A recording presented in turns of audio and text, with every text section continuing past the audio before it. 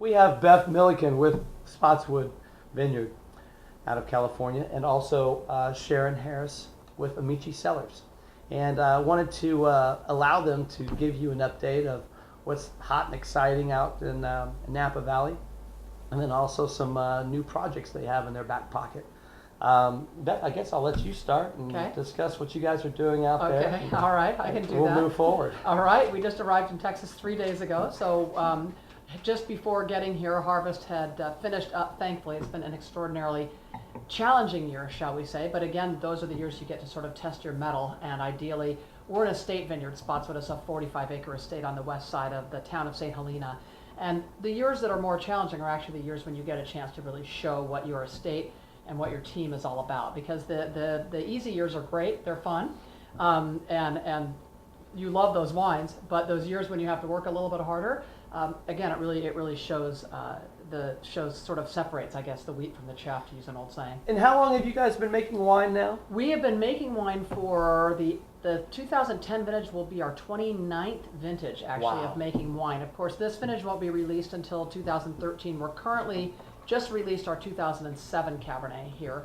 and that's our 26th vintage of wine. So we've been making wine since 1982, and we actually moved to the estate property in 1972. So we moved to Napa Valley before Napa Valley was really discovered, and we were fortunate that land prices reflected that. It was just a lifestyle change. And my parents chanced upon a beautiful, beautiful old property. It really is a beautiful property at a time, like I said, when a general practitioner and his family of 5 could afford something like that, because it was a very different place.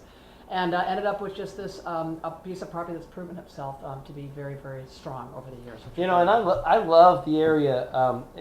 As you know, I visited and have met you several times in your backyard, and I just really have always admired the association between all of you, because you know the public's always saying, "Wow, there's 2 winemakers and better women at the table than without fighting right now on camera," and it's pretty amazing how fond you all are for each other, and also at the same time, you know, the support you offer to each other on a daily and monthly basis and during harvest. Exactly. And obviously you all have been making wine for 29 years, so you've had trial and error over these years. We certainly have, yeah.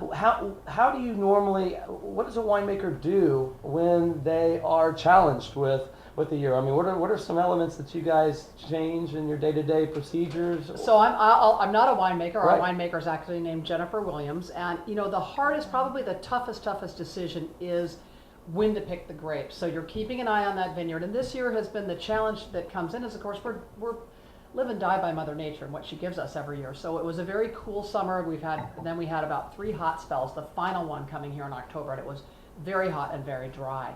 So really it's having the attention to detail, being out on the vineyard, knowing what's happening, making those picking decisions based upon what you know is coming more or less.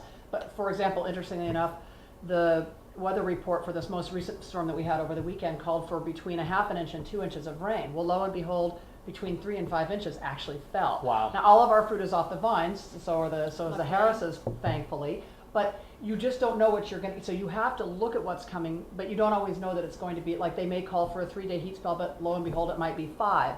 So you can't count on that. You have to look at your vineyard and decide when you're going to pick. And then once you've decided when to pick, it really comes down to that sorting, deciding once the grapes come in. We were doing cluster sorting, and then we were doing berry sorting after and so you have to be ultra careful, because when you get a hot spell like that, what you get is that drying out. And so you get some raisoning. The truth is, it's desiccation, loss of weight of the fruit, especially of some of the more exposed fruit. So it's making sure that you eliminate that to the greatest extent possible, which you can actually do quite a bit. I mean, for example, we picked roughly 85 tons, and I'm sure of that, we probably crushed, I'm sure we lost about 10% on the sorting line.